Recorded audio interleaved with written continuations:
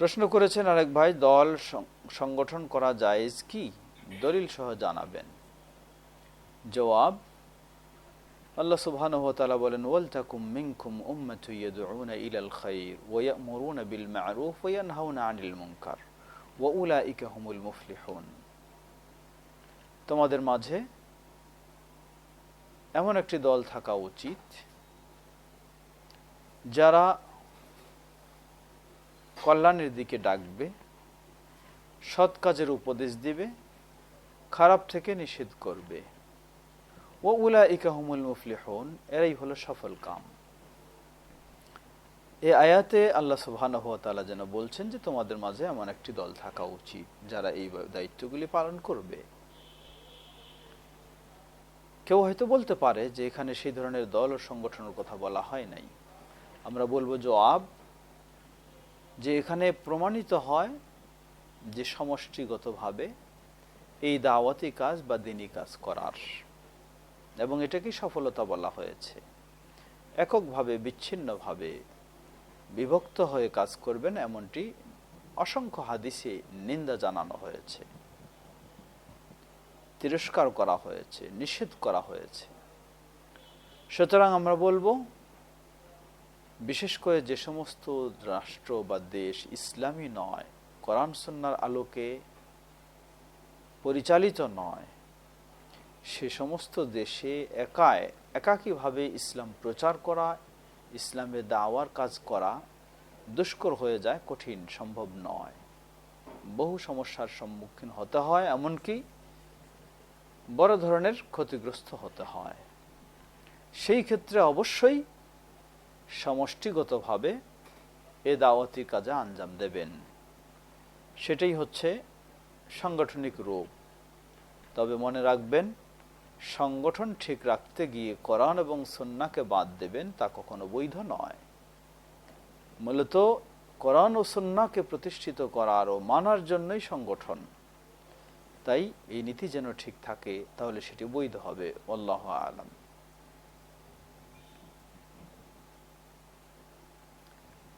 প্রশ্ন করেছেন রেখা মালিক, ওয়ালাইকুম আসসালাম রহমতুল্লাহ বারাকাতুহু, জাযাকুমুল্লাহ খায়ের, তিনি সালাম জানিয়েছেন। রমজান মিয়া, তিনি আমাদের অংশগ্রহণ করেছেন। মাহির আবেদ, সম্ভবত আজকে নারায়ণগঞ্জের জুমায় দেখা হয়েছে, তিনি প্রশ্ন রেখেছেন। ওয়ালাইকুম আসসালাম রহমতুল্লাহ। শেখ আমি মাহির আবেদ, গত বুধবার রাতে এশার সালাতে ভুল হয়ে যায়, পরে সহু সিজদা দিয়ে পরে উঠে আবার বৈঠকে বসি, পরে আবার সহু সিজদা দিই। এখন আমার করণীয় কি? তিনি বলছেন যে গত বুধবার রাতে এশার সালাতে ভুল হয়ে যায়, পরে সহু সিজদা দেই, পরে উঠে আবার বৈঠকে বসি, পরে আবার সহু সিজদা দিই। আমার মনে হয় আপনার প্রশ্ন অনুযায়ী বোঝা যাচ্ছে আপনি এক সালাতেই দুইবার করে সহু সিজদা দিয়েছেন, এবং যেন বোঝা যাচ্ছে আপনি যখনই ভুল করেছেন তখনই সহু সিজদা দিয়েছেন, আবার সালাতের বাকি অংশগুলি চালু করে পড়েছেন, আবার সহু সিজদা দিয়েছেন। এই কাজটি সঠিক হয়নি, এটি ভুল হয়েছে। আপনি ভুল যেটি মনে হলো সেটা সংশোধন করা যদি সেই সাথে সাথে সম্ভব হয় তাও করবেন। যদি ছুটে যায়, সংশোধন সম্ভব না হয়, এবং ভুলটি যদি রোকন জাতীয়, ফরজ জাতীয় বিষয়ে না হয়, তাহলে আপনি সালাতকে সম্পন্ন করে ফেলে অতঃপর আপনি শেষে দুটি সহু সিজদা দেবেন সালামের পূর্বে। এখন আপনার জন্য করণীয়, যা করেছেন সেটি শেষ হয়ে গেছে, এটাকে আর পুনরায় কিছু করার প্রয়োজন নেই। আল্লাহু আ'লাম। প্রবাসী জহির ভাই আমাদের তাবুক থেকে, তিনি অংশগ্রহণ করেছেন, জাযাকুল্লাহ খায়ের। রমজান মিয়া, তিনি নারায়ণগঞ্জ জেলা সুববানের পক্ষ থেকে আন্তরিক মোবারক জানাচ্ছেন। আজকে হয়তো সাক্ষাৎ হয়েছে, আল্লাহ আপনাদেরকেও জাযায়ে খায়ের দান করুক। বারাকাল্লাহু ফিকুম। আমাদের বোন সালেহা খাতুন, তিনি কুষ্টিয়া থেকে আমাদের সাথে যোগদান করেছেন। ওয়ালাইকুম আসসালাম রহমতুল্লাহ বারাকাতুহু। আল্লাহ আপনাদেরকে ভালো রাখুন। আরেক লাইনে আমাদের কিছু প্রশ্ন এসেছে। প্রশ্ন হচ্ছে, পুরুষেরা কি হীরার আংটি পরতে পারবে? জবাব, স্বর্ণরৌপ্য পুরুষের জন্য নিষিদ্ধ, হীরা নিষিদ্ধ নয়, তাই পরতে পারবে। প্রশ্ন করেছেন, মাথার চুল পরা বন্ধ করতে কোরআনের কোনো আয়াত পড়ব না ব্যবহার করব? জবাব, মাথার চুল পরা বন্ধ করার জন্য কোরআনের কোনো আয়াত, তাবিজ বা কোনো পাঠ করা এই ধরনের আছে বলে আমার জানা নেই। যদি আপনি নির্ভরযোগ্য প্রমাণের আলোকে পাঠ করা বা পড়া ইত্যাদির জন্য জানেন তাহলে করতে পারেন, নির্ভরযোগ্য দলিল পেয়ে থাকলে। আল্লাহু আ'লাম। প্রশ্ন করেছেন, কেউ যদি নবীকে গালি দেয় তার হুকুম কি? জবাব, কোনো মুসলিম ব্যক্তি যদি নবীকে গালি দেয় জেনে বুঝে শুনে, তাহলে তার ঈমান বাতিল হয়ে যাবে, সে মুরতাদ বলে গণ্য হবে। হুকুম হচ্ছে তাকে হত্যা করা, তবে হত্যা কোনো ব্যক্তি করবে না, হত্যা করবে প্রশাসন। কোনো অমুসলিমও যদি গালি দেয় তাহলে তাকেও হুকুম হচ্ছে সে ইসলাম বিদ্বেষী ও ফিতনাবাজ হিসাবে তাকেও হত্যা করা, সেটিও কোনো ব্যক্তি করবে না, তা করবে প্রশাসন। আল্লাহু আ'লাম। আজিম জুয়েল তিনি প্রশ্ন করেছেন, আমাদের রাসূল সম্পর্কে কোন রকম অপমানজনক কথা বললে তাকে হত্যা করা জায়েজ আছে? জবাব, আপনার প্রশ্নটি যেন আমার একটু আগে যে জবাব দিলাম সেটির সাথে মিলে গেছে। হত্যা করা জায়েজ আছে, কিন্তু কোনো ব্যক্তির নয়, এটি প্রশাসনের। কারণ ইসলামী শরীয়তে যতগুলি হত্যার বিধান রয়েছে, কোনো বিবাহিত মানুষ যদি জেনা ব্যভিচারে জড়িয়ে যায় তাকেও হত্যা করা, সেটি কোনো ব্যক্তি করবে না, প্রশাসন করবে। ঠিক হত্যার বিনিময়ে হত্যাও যদি হয় সেটিও কোনো ব্যক্তি করবে না, প্রশাসন করবে। প্রশ্ন করেছেন আরেকজন,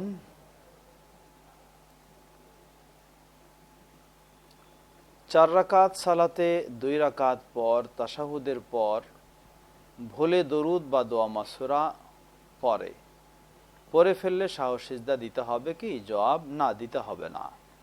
কারণ 4 রাকাত বিশিষ্ট সালাত বা 3 রাকাত বিশিষ্ট সালাতে 2 রাকাতের পরে প্রথম বৈঠকে উচিত হলো তাশাহুদ আত্তাহিয়াত পড়ার পর দরুদ পড়াটাই হলো মুস্তাহাব, এটি উচিত।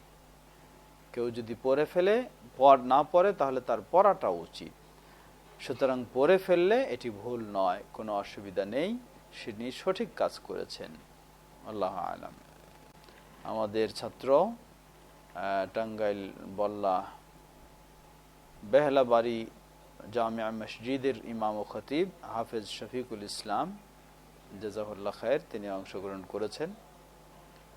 আব্দুল সামি তিনি আবার প্রশ্ন করেছেন, ভাগ্য কোথা লেখা থাকে? ভাগ্য যা লেখা আছে তা কি কেটে লেখা হয়? জবাব, ভাগ্য লিখেছেন আল্লাহ সুবহানাহু ওয়া তাআলা লাওহে মাহফুজে, সেখানে লেখা হয়েছে। যদি পরিবর্তনের বিষয় থেকে থাকে তাহলে সেটাও সেভাবে লেখা রয়েছে সেখানে। আল্লাহু আ'লাম। প্রশ্ন করেছেন, রাসূল সাল্লাল্লাহু আলাইহি ওয়াসাল্লাম কি ইলমে গায়েব জানতেন? জবাব, আল্লাহ সুবহানাহু ওয়া তাআলা কোরআনুল কারীমে এ মর্মে অনেক নির্দেশনা দিয়েছেন। আল্লাহ রাসূল সাল্লাল্লাহু আলাইহি ওয়াসাল্লাম কখনো ইলমে গায়েব জানতেন না, ইলমে গায়েবের মালিক একমাত্র আল্লাহ সুবহানাহু ওয়া তাআলা। তবে রাসূল সাল্লাল্লাহু আলাইহি ওয়াসাল্লামকে অন্যান্য নবীদের মতো যেমন যদি গায়েবী তথ্য জানানো হয়, ওহীর মাধ্যমে সেই তথ্যই শুধু জানেন। আল্লাহু তাআলা আ'লাম। আমাদের বোন সালেহা খাতুন তিনি প্রশ্ন করেছেন, সবুজ পাত্রে পানি বা খাবার খাওয়া বিষয়ে জানতে চাই। জবাব, সবুজ পাত্রে পান করা বা খাওয়া করাতে কোনো অসুবিধা নেই। তবে হাদিসে এসেছে আল্লাহ রাসূল সাল্লাল্লাহু আলাইহি ওয়াসাল্লাম 4 শ্রেণীর পাত্রে ব্যবহার করতে নিষেধ করেছিলেন, তার মাঝে একটি হচ্ছে সবুজ পাত্র। সেটি নিষেধ করার কারণ হচ্ছে সেই সময় এই ধরনের পাত্রতে মদ রাখা হতো, মদ তৈরি করা হতো, যার কারণে এই পাত্রগুলি মদ নিষিদ্ধ হওয়ার পরেও যদি ব্যবহার হয়, মানুষ সেটিকে দেখে মদের প্রতি আকৃষ্ট হতে পারে, নেশা এসে যেতে পারে, যার কারণে সেগুলি নিষিদ্ধ ছিল, কিন্তু এখন সেগুলি নিষিদ্ধ নয়। আল্লাহু তাআলা আ'লাম। প্রশ্ন করেছেন আমাদের আরেক ভাই যে খুতবা যদি বাংলাতে দেওয়া যায় তাহলে আজানও বাংলাতে দেওয়া উচিত, কারণ আজানের উদ্দেশ্য হলো মানুষকে আহ্বান করা। এ ব্যাপারে কিছু বলবেন? জবাব, যৌক্তিক প্রশ্ন করেছেন আপনি, কিন্তু আমরা বলবো যে আজান আর খুতবা দুটোর মাঝে পার্থক্য রয়েছে। তা হলো আজানের শব্দগুলি আরবি মানুষ আর অনারবি মানুষ সকলেই এই শব্দগুলির অর্থ বোঝে, সকলেই এই শব্দগুলির কম বেশি অর্থ বুঝে। কারো কাছে বোধগম্যহীন নয়, বুঝে না এমন নয়, যার ফলে আরবিতে দেওয়া হলে সেটি সহজেই যেখানে বোঝে, তাই ভিন্ন ভাষায় অনুবাদের কোনো প্রয়োজন নেই। অপরপক্ষে খুতবা অনারবরা কখনো বোঝে না, তাই তাদের বোঝার জন্য সেটি অনুবাদের প্রয়োজন রয়েছে। দ্বিতীয়ত, খুতবার উদ্দেশ্য হলো মানুষকে উপদেশ দেওয়া ও শিক্ষা দেওয়া। আমাদের গত জুমায় এই বিষয়ে আমাদের বিস্তারিত একটি আমরা খুতবা সংক্রান্ত অর্থাৎ মাতৃভাষায় খুতবার বিষয়ে দলিল প্রমাণ সহকারে বিস্তারিত আলোচনা করেছি। আমাদের বাংলাদেশ জমিয়ত আহলে হাদিসের পেজেও সেটি গেছে, আপনি জেনে নিলে আরো সুন্দরভাবে বিস্তারিত অবগত হতে পারবেন।